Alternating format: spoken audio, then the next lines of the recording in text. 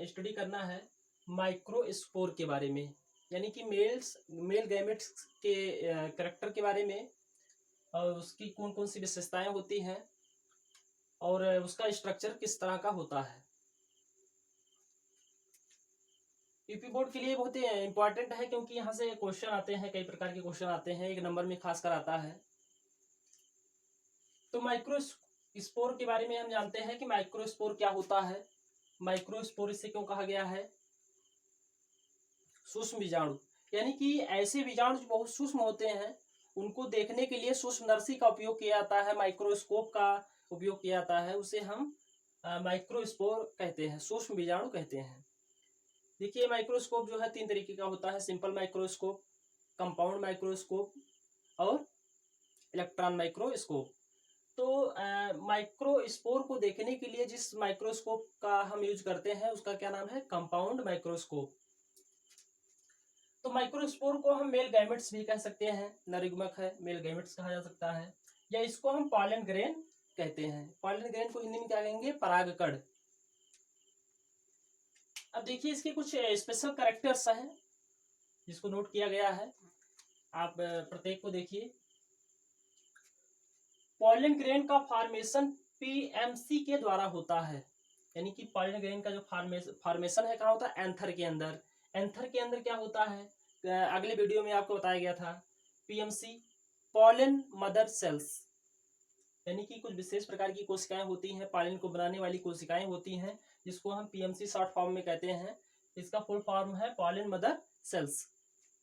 यहाँ पर आपको फिगर में दिखाया गया है कि ये एक पीएमसी सेल्स है, पॉलन मदर सेल्स है। इसमें डिवीजन हो रहा है, कौन सा डिवीजन हो रहा है? मियोसिस, अर्धसूत्री विभाजन। कहीं भी गैमेट्स फॉर्मेशन अगर हो रहा है, गैमेट्स का फॉर्मेशन हो रहा है, यानी कि गैमेटोजेनेसिस हो रही है। गैमेटोजेनेसिस क्या है? एक प्रक्रिया है। इस प्रक्रिया के द्वारा किसका फॉर्मेशन होता है? गैमेट्स का फॉर्मेशन होता है, चाहे वो मेल गैमेट्स हो चाहे फीमेल गैमेट हो। तो गैमेटोजेनेसिस कहीं भी होगा, वहां पर जो डिवीजन होता है, सेल डिवीजन होता है, वहां पर क्या होता है? मियोसिस होता है। 11 में आपको पढ़ाया गया था सेल डिवीजन, तो उसमें आपको बताया गया था सेल डिवीजन यानी मियोसिस जो होता है वो 2 स्टेप में होता है, यानी कि मियोसिस फर्स्ट और मियोसिस सेकेंड। मियोसिस फर्स्ट जो होता है वो किस तरह का होता है? हेट्रोटिपिक डिवीजन होता है। मियोसिस 2 स्टेप में कंप्लीट होता है। फर्स्ट स्टेप में 1 से 2 सेल्स बनते हैं, सेकेंड स्टेप में 2 से 4 सेल्स बनते हैं। तो मियोसिस जो फर्स्ट होता है उसे हम हेट्रोटिपिक डिवीजन कहते हैं, क्योंकि जो ये पीएमसी है इसके अंदर जो क्रोमोसोम्स हैं वो इस फर्स्ट स्टेप में क्या हो जाता है? हाफ हो जाता है। मियोसिस सेकंड जो होता है वो होमोटिपिक डिवीजन होता है, यानी कि वो समसूत्री विभाजन की तरह ही होता है, यानी कि इस स्टेप में क्रोमोसोम की संख्या में कोई चेंजिंग नहीं होती है। तो यहाँ मियोसिस फर्स्ट हुआ, पीएमसी ने डिवीजन स्टार्ट किया, 1 से 2 बना। यहाँ पर 2n कंडीशन है, तो यहाँ पर क्या हो जाएगा? n और n हो जाएगा, आगुणित हो जाएगी कोशिकाएं। ये क्या है? द्विगुणित है। और ये कोशिकाएं क्या हो गई? आगुणित हो गई, क्योंकि इसमें क्रोमोसोम क्या हो गया? हाफ हो गया। अब ये मियोसिस सेकंड करेंगी तो 4 कोशिकाएं बनी, 4 मेल गैमेट्स आर फॉर्म्ड। तो इस तरह से एक पीएमसी सेल से, पॉलन मदर सेल से कितने गैमेट्स बनेंगे? 4 बनेंगे, जो कि किस कंडीशन में होंगे? हैप्लॉइड कंडीशन में होंगे, n कंडीशन में होंगे, यानी कि आगुणित होंगे। अगला पॉइंट है पॉलन ग्रेन मेल गैमेटोफाइट्स की प्रथम कोशिका है। जो गैमेटोफिटिक स्टेज होती है उसकी जो फर्स्ट सेल्स है वो क्या है? Pollen grain. अगला स्टेप है यह यूनिसेलुलर, एक कोशिकीय, एक स्टेप जोड़ सकते हैं यहाँ पर।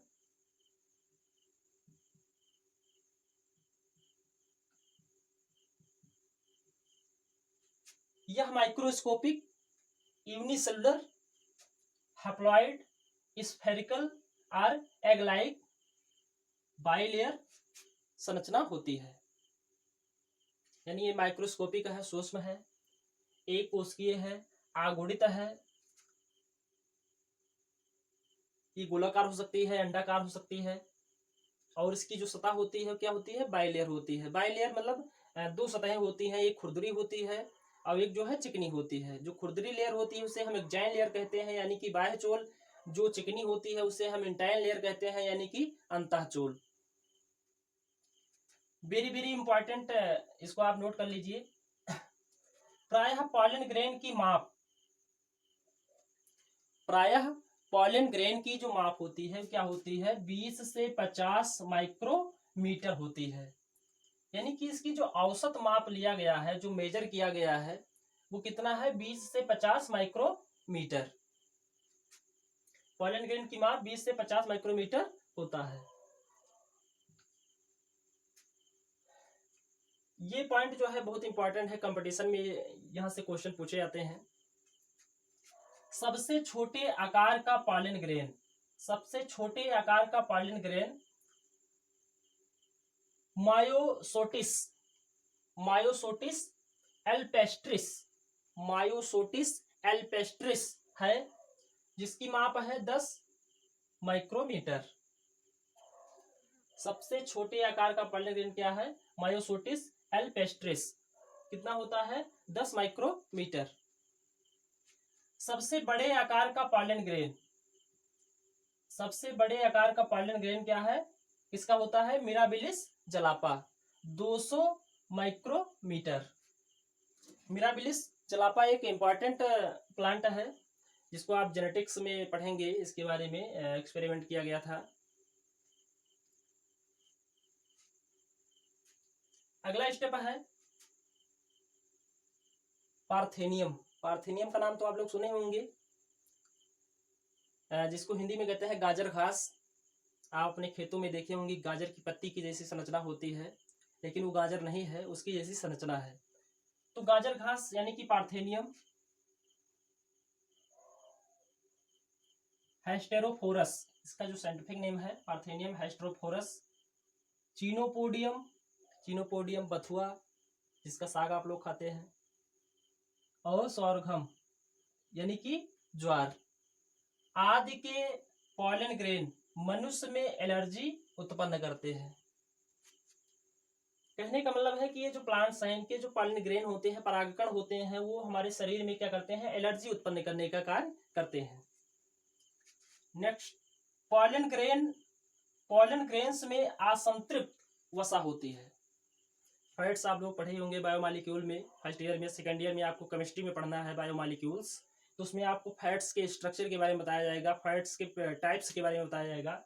तो फैट्स कितने तरीके का होता है, 2 तरीके का होता है, सैचुरेटेड और अनसैचुरेटेड। तो पॉलन ग्रेन में क्या है, असंतृप्त अनसैचुरेटेड फैट्स होता है, जो इन्हें अल्ट्रावायलेट पराबैंगनी किरणों से, अल्ट्रावायलेट रेज से सुरक्षित रखती है। यानी सूर्य से जो पराबैंगनी किरणें आती हैं, वो सभी जीवधारियों के लिए हानिकारक है, हमारे लिए हानिकारक है, क्योंकि हमारी स्किन पे पड़ेगी तो क्या हो जाएगा, स्किन कैंसर हो जाएगा, कैटारेक्ट हो जाएगा। कैटारेक्ट मतलब मोतियाबिंद।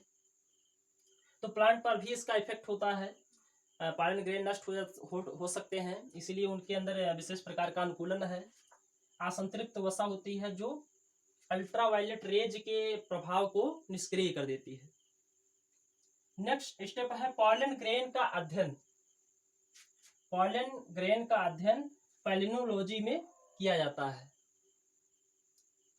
अब इसके बाद में हम स्ट्रक्चर के बारे में पढ़ते हैं कि पॉलन ग्रेन का जो स्ट्रक्चर होता है वो कैसा होता है। स्ट्रक्चर ऑफ पॉलन ग्रेन, तो यहाँ पर एक फिगर को ड्रा किया गया है, उसके डिफरेंट पार्ट को दिखाया गया है। जैसे आपको बताया गया कि ये क्या होता है, बाई लेयर होता है।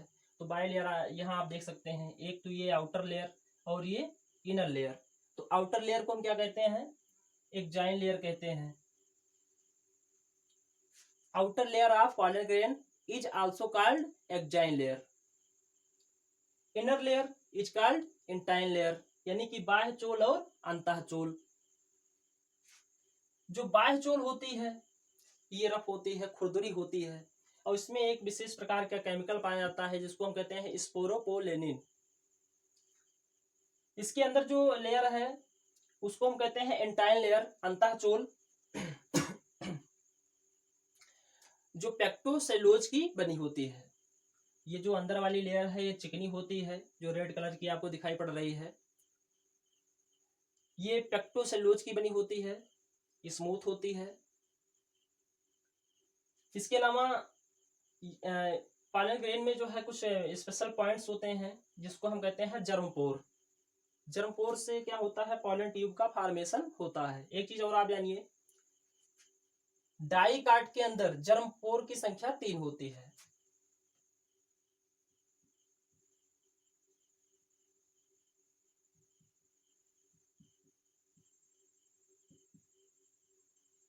डाइकाट प्लांट में जर्मपोर कितना होता है, 3।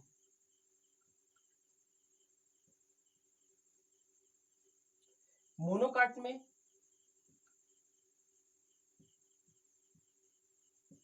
Monocot plant having 1 germ pore.